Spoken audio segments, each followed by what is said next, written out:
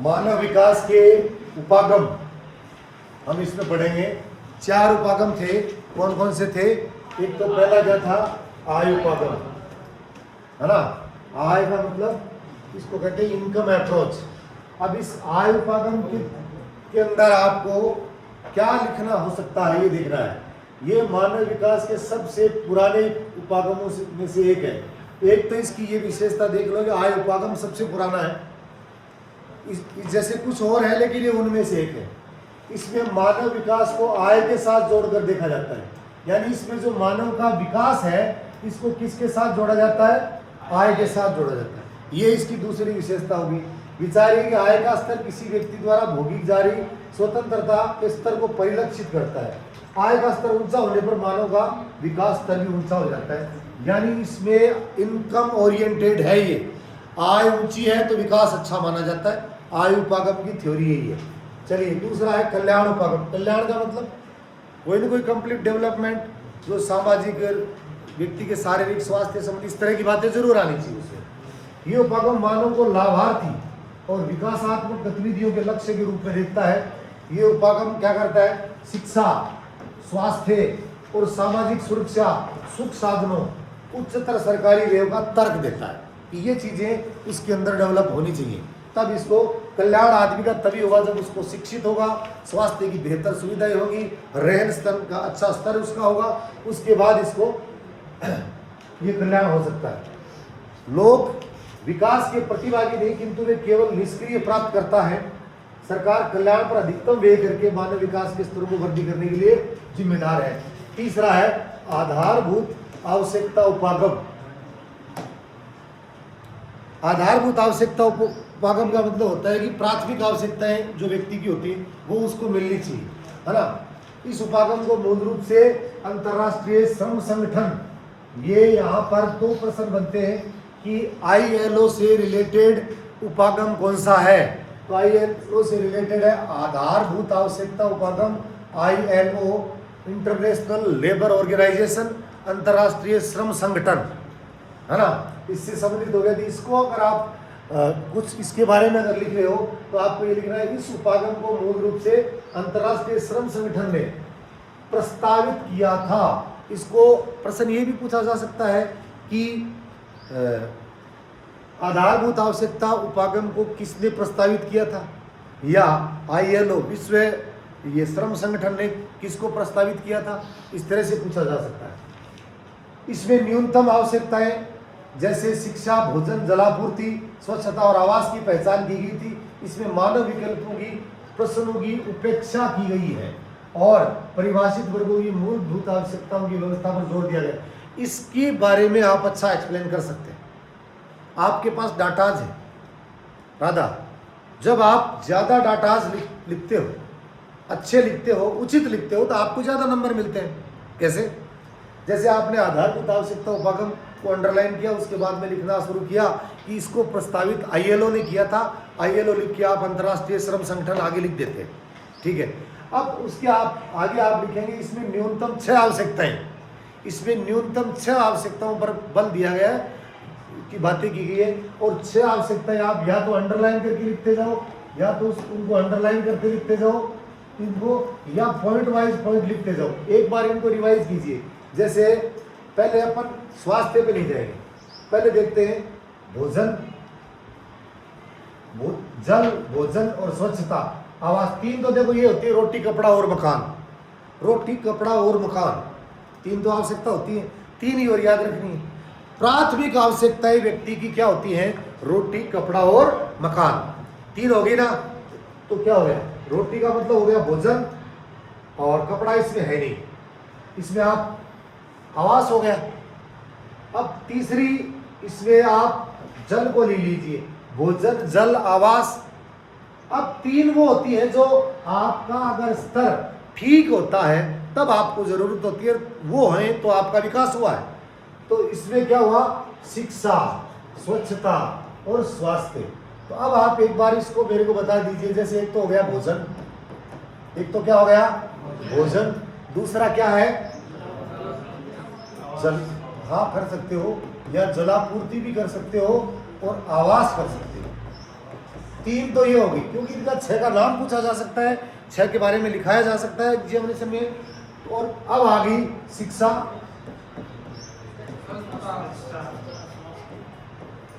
स्वच्छता और स्वास्थ्य, ये चीज होगी। तो 6 होगी।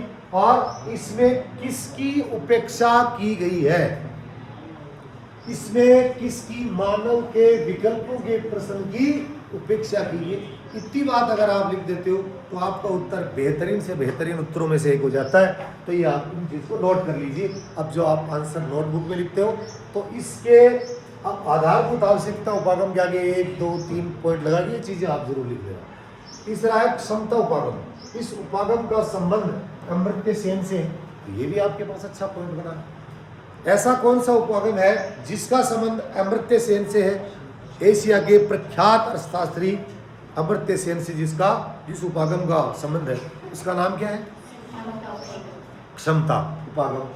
संसाधनों तक पहुंच के क्षेत्र में मानव क्षमताओं का निर्माण बढ़ते मानव विकास की कुंजी है। इस तरह भी आप लिखिए, इसका आप डिटेल में लिख सकते हैं। अभी ये देखिए, ये जो बॉक्स है इसके अंदर दिया हुआ है, इसमें से प्रश्न उठाए जाते हैं, इनमें से प्रश्न पूछे जाते हैं। हम आगे के प्रश्न या किसी पासबुक के प्रश्न ऐसे नहीं देख रहे हैं, आपको पूरी बुक को पढ़ना है। 1990 ईस्वी से, सिंस 1990, 1990 से हर साल संयुक्त राष्ट्र विकास कार्यक्रम UNDP, United Nation Development programme,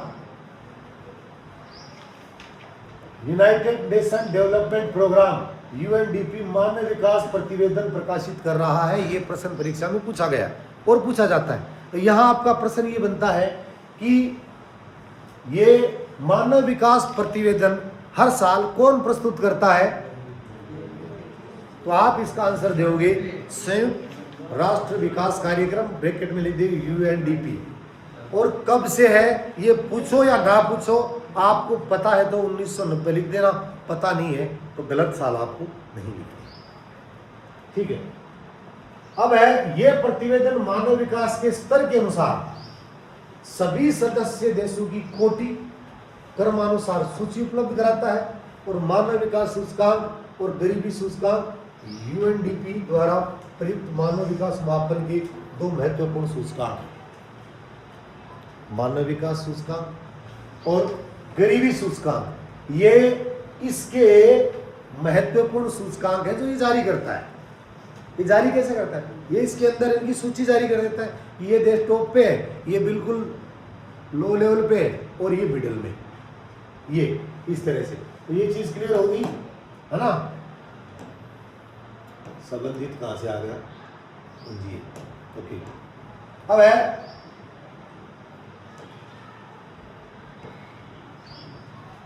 नहीं पढ़ना। ये सूचकांक मानव विकास में कमी मापता है। ये एक बिना आय वाला माप है। किसी प्रदेश की मानव विकास की कमी दर्शाने के लिए 40 वर्ष की आयु तक जीवित न रहने पाने की संभाव्यता, यानी ये भी कमी बताता है कि किसी देश में ऐसे कितने लोग हैं जो 40 तक की उम्र नहीं प्राप्त कर रहे। इसका मतलब कोई ना कोई कमी है उनमें। प्रौढ़ शिक्षा, निरक्षरता दर, स्वच्छ जल तक पहुंच, कितने लोग हैं जिनको स्वच्छ, साउथ अफ्रीका में बहुत सारे आज भी ऐसे देश हैं जिनके बहुत सारे लोगों को स्वच्छ जल नहीं मिल पा रहा है। हिंदुस्तान में भी ज़्यादा नहीं, पर कुछ लोग ऐसे हैं जिनके पास स्वच्छ जल नहीं मिल पा रहा। संख्या है अल्पभार वाले छोटे बच्चों की संख्या इसमें गिने जाते हैं। प्राय मानव गरीबी सूचकांक मानव विकास सूचकांक की अपेक्षा अधिक कमी उद्घाटित करता है।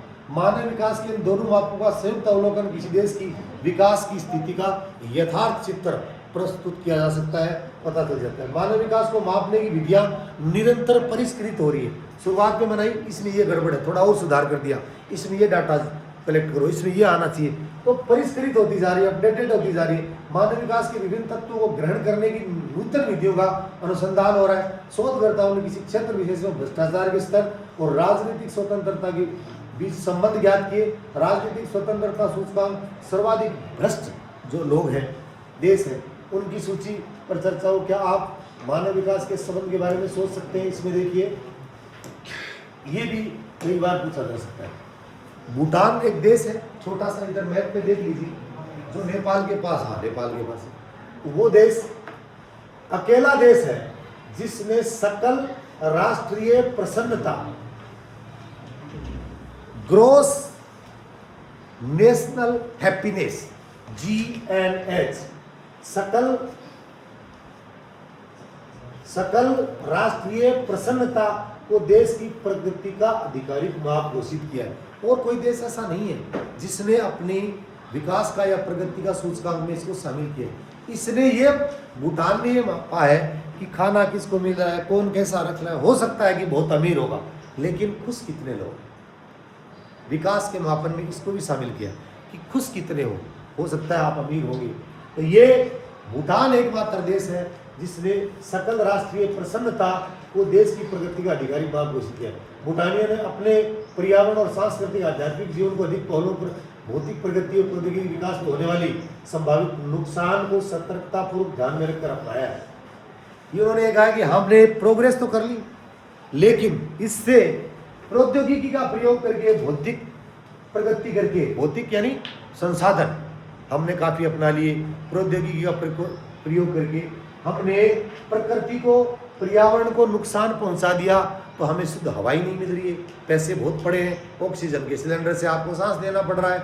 आप बड़े बड़े शहरों में रहते हो, वहाँ प्लेन है, सड़कें हैं, बहुत बढ़िया मेट्रो सिटी है, मेट्रो रेल है, ये सारी चीज़ें, लेकिन आप शुद्ध हवा नहीं ले सकते, शुद्ध जल नहीं मिल सकता आपको, तो आप खुश नहीं है। इसका मतलब प्रौद्योगिकी का भौतिक संसाधन प्राप्त कर लिए, प्रौद्योगिकी का प्रयोग करके आपने सुविधाएं प्राप्त कर ली, बट आप हैप्पी नहीं है, खुश नहीं है।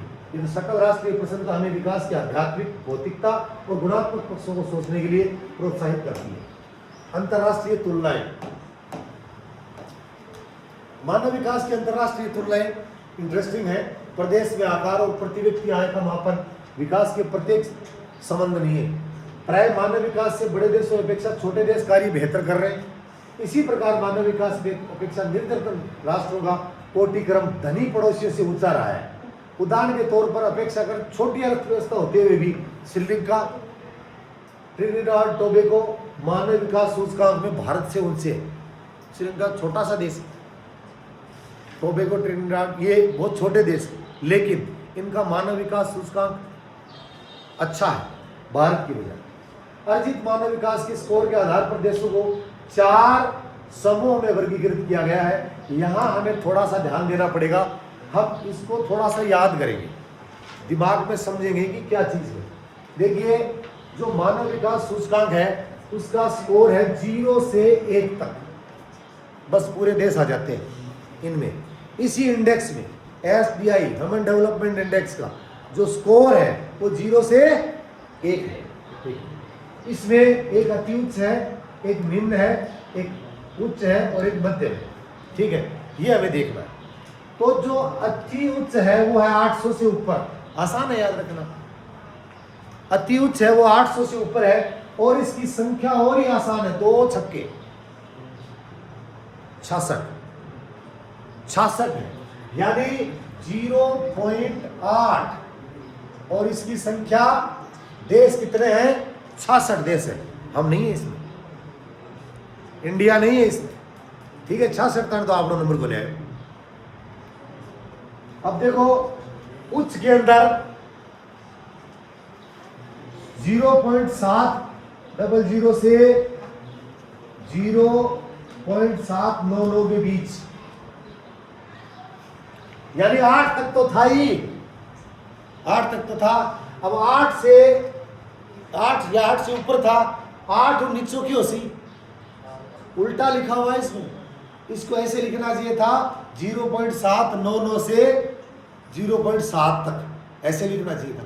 पर जैसा किताब में है हम कर लेते हैं इसको, ये से कहाँ से आ गया? 0.799, क्योंकि 800 तो यहाँ आ गया, 800 से कम आएगा, तो 0.799 से 0.70 तक आ गया। ये हो गया उच्च के अंदर। अब जो आएगा 700 यहाँ है तो 699 ही तो आएगा, है ना। तो यहाँ देखिए 699 से 5.5 कर दो, यानी ये अति उच्च, ये कौन है?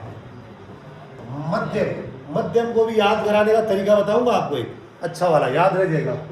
यहां आप इसको ऐसा करें, ये 6 9 9 से मध्य का मतलब आधा, और आधो घड़ा हुआ है 50 पर, आधो घड़ा हुआ है इन और घड़े ऊपर 50 को नहीं आएगा। जब मध्य अब आया है तो ही आधो आए, तो याद रह जाएगा यहां 6.99 से 0 पॉइंट ये आधा, ये मध्य हो गया ना, 100 पूरा मध्यम आधा, याद रह जाएगा। ठीक है, और उसके बाद में निम्न करना है तो निम्न एवं नीचो, इससे नीचा निम्न। अब देखो डिजिट आपके कैसे, देश बाद में याद करेंगे, पहले आप देखिए 0.8 से ऊपर 800 मान लेते हैं, हालांकि 0 के बाद 800 माना जाएगा, 00 माना जाएगा, लेकिन आप इसको मान लो 0.800 से 8 या 800 से ऊपर कौन है, उच्च देश कितना है 66। अब 0.799 से कहां तक, 0.79 से 99 से, हाँ 0.700 तक, ये हो गया उच्च। अब 700 से 1 घटाओ, 0.699 से आधा, 550 550 तक मध्यम, और 549 से लेके नीचे तक निम्न। ये संख्या याद रखने में आपको मेरे ख्याल से कोई दिक्कत नहीं आएगी, नहीं आएगी ना। अब देखिए इसके अंदर 66 देश हैं और निम्न के अंदर 33 देश हैं। पहली बात तो 2 की संख्या पूछता है, लेकिन हम छोड़ेंगे नहीं, क्योंकि हमें 100 में से 100 नंबर चाहिए, चांस लेना ही नहीं है। तो ऊपर निम्न 33 33 दूनी 66 का आधा, यहां तो कोई दिक्कत ही नहीं है, कोई दिक्कत नहीं है ना। ये 53 और 37 आपको कैसे भी करके याद रखने, इतने तो दिमाग लगा लोगे, लगा लोगे ना। चलो आधों में दिए सोचते लगा दिया, छोड़ दिया कहां ने, आपा ने को नहीं सोचा है। ठीक है क्या, ये देखो उच्च मानव विकास सूचकांक वाले देश वो जिनका स्कोर ये 8 से ऊपर है। मानव विकास प्रतिवेदन 2020, मानव विकास प्रतिवेदन 2020 के अनुसार इस तालिका के अंदर जो दिए गए हैं वो कौन सी रिपोर्ट के अनुसार है, कौन सी रिपोर्ट के अनुसार है, 2020 वाली। ठीक है, तो ये आ गया बढ़िया देश। सर्वोच्च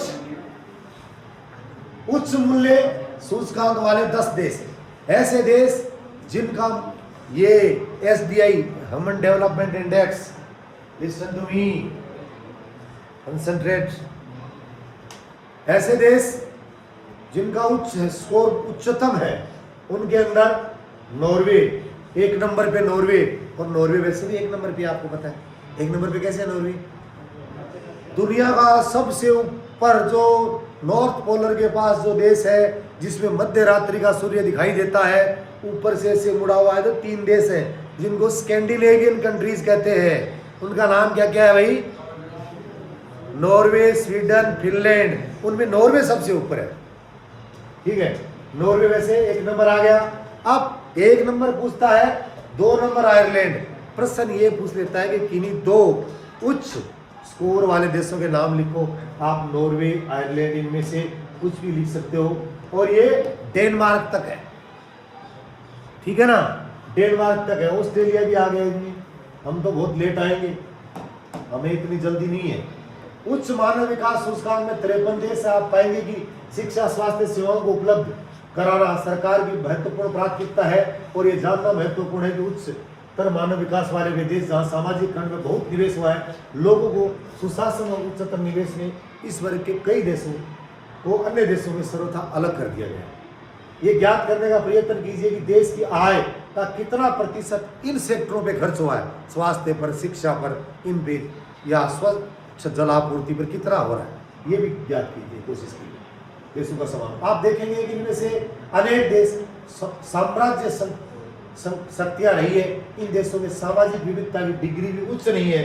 उच्च मानव विकास स्कोर वाले देश यूरोप में अवस्थित है, जिनका स्कोर ज़्यादा उच्च है ना, वो ज़्यादातर यूरोप में है। ऑस्ट्रेलिया अलग है इनमें से, बट ज़्यादातर यूरोप में। छोटे देश हैं। हमारा देश क्या है कि विविधताओं में भरा हुआ है, वहाँ की जलवायु भी अलग अलग है, तो अलग अलग ये प्राइवेट क्या लाभ भी है। उच्च मानव विकास स्कोर वाले देश यूरोप में हैं, वे औद्योगिकृत पश्चिमी विश्व का प्रतिनिधित्व करते हैं। फिर भी गैर यूरोपीय देशों की संख्या आश्चर्यचकित करने वाली है, जिन्होंने इस सूची में अपना स्थान बनाया है। ये देखिए, मानव विकास के मध्यम स्तर वाले देशों का विशालतम है मध्यम मानव विकास, कुल 37 देश, इनमें से अधिकांश देशों का विकास द्वितीय विश्व युद्ध की अवधि के बाद हुआ है। अब कई बार प्रश्न मान लीजिए पूछ लिया कि ऐसे कौन से देश हैं, कौन से देश ज़्यादा, कौन से देश हैं जिनका विकास, इनमें से अधिक का विकास द्वितीय विश्व के बाद की अवधि में हुआ है, वो कौन सी कैटेगरी में आते हैं? इसकी उच्च सूचकांक में आते हैं, निम्न में आते हैं, मध्य में आते हैं? तो किस में आते हैं? मध्य में आते हैं। इस वर्ग के कुछ देश पूर्वकालीन उपनिवेश थे, जबकि अनेक देशों का विकास 1990 के तत्कालीन सोवियत संघ का विघटन, सोवियत संघ का विघटन कब हुआ था? हाँ, तो 90 के बाद हुआ था। अनेक देश अधिक लोकोन्मुखी नीतियों को अपनाकर सामाजिक भेदभाव को दूर करके तेजी से मानव विकास स्कोर में सुधार कर रहे हैं। इनमें से अधिकांश देशों में उच्चतर मानव विकास के स्कोर वाले देशों की तुलना सामाजिक विविधता पाई जाती है। यहाँ कोई ऐसी कोई खास इंपॉर्टेंट बात नहीं है, इसलिए मैं इसको स्किप कर रहा हूँ। इस वर्ग में अनेक देशों ने अपने अभिनव इतिहास में राजनीतिक अस्थिरता और सामाजिक विद्रोह का सामना किया। मानव विकास के निम्न स्तर वाले देश हैं 33, कितने हैं? और उच्च स्तर वाले इसके जस्ट डबल है, कितने हैं? 66 है। तो 33 देश है। इनका कारण क्या है? ये अधिकांश छोटे देश है जो राजनीतिक उपद्रव, गृह युद्ध के रूप में सामाजिक अस्थिरता, अकाल, बीमारियों की अधिक घटनाओं के दौर से गुजर रहे हैं। अब देखो, हम प्रश्न क्या पढ़ते हैं? उच्च स्कोर वाले कौन से हैं, निम्न स्कोर वाले कौन से हैं। और इस बार 4 प्रश्न बोर्ड ने ऐसे घुमा के पूछे थे। हम पहले पढ़ते थे, प्रश्न ये पूछा करते थे कि विश्व का व्यस्ततम जलमार्ग कौन सा है। इस बार पूछा है कि विश्व का व्यस्ततम जलमार्ग उत्तरी अटलांटिक क्यों है, ऐसा पूछा ना। तो ये भी पूछ सकते हैं कि मानव विकास के निम्न स्तर वाले देशों की संख्या 33 है, उसका निम्न स्तर होने का कारण बताओ। तो उनके निम्न स्तर होने का कारण क्या है भाई? उनके निम्न स्तर होने का कारण देखिए, एक तो अधिकांश छोटे देश को जाने दो, राजनीतिक उपद्रव है, गृह युद्ध है, सामाजिक अस्थिरता है, अकाल है और बीमारियां। अगर ये बात आप लिख सकते हो तो आपको उत्तर, चाहे किताब में ये प्रश्न नहीं हो, चाहे किसी आपकी जो सपोर्टिव बुक है उसमें ना हो, चाहे किसी नोट्स में ना हो, आप ये लिख सकते हो क्योंकि किताब में पढ़ा है, तो आपको अच्छे नंबर मिल सकते हैं। सुविचारित नीतियों के माध्यम से इस वर्ग के देशों को मानव विकास की आवश्यकताओं की तत्कालीन आवश्यकता है। यानी इन देशों को अच्छी नीतियां बना करके, इनका अच्छी मैनेजमेंट बना के इनका विकास किया जाना जरूरी है। थोड़ा सा और बचा है, ये मानव विकास की अंतर्राष्ट्रीय तुलनाएं कुछ अत्यंत रुचिकर परिणाम ये पढ़ाता है। प्राय लोग मानव विकास के निम्न स्तर वाले लोगों की संस्कृति को दोष देते हैं। उदाहरण के लिए, कई देश में मानव विकास इसलिए कम हुआ क्योंकि उसके खैर धर्म का अनुसरण करते हैं। ये छोटी छोटी बातें। एक प्रदेश के मानव विकास के लिए निम्न अथवा उच्च स्तर क्यों दर्शाए जाते हैं, ये समझने के लिए सामाजिक सेक्टर पर सरकारी व्यय के प्रतिरूप को देखना महत्वपूर्ण है। देश में राजनीतिक परिवेश, लोगों को उपलब्ध स्वतंत्रता भी महत्वपूर्ण है। और इसमें ये कोई ज्यादा खास बात नहीं। इसके क्वेश्चन देखो आपको इसमें पहला क्वेश्चन करना है, अपने आप भी करोगे, है ना।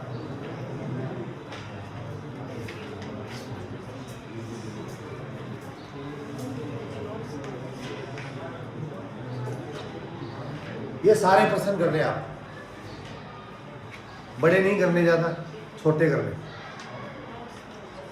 नोट्स में अगर आ गए तो आपको नहीं करना।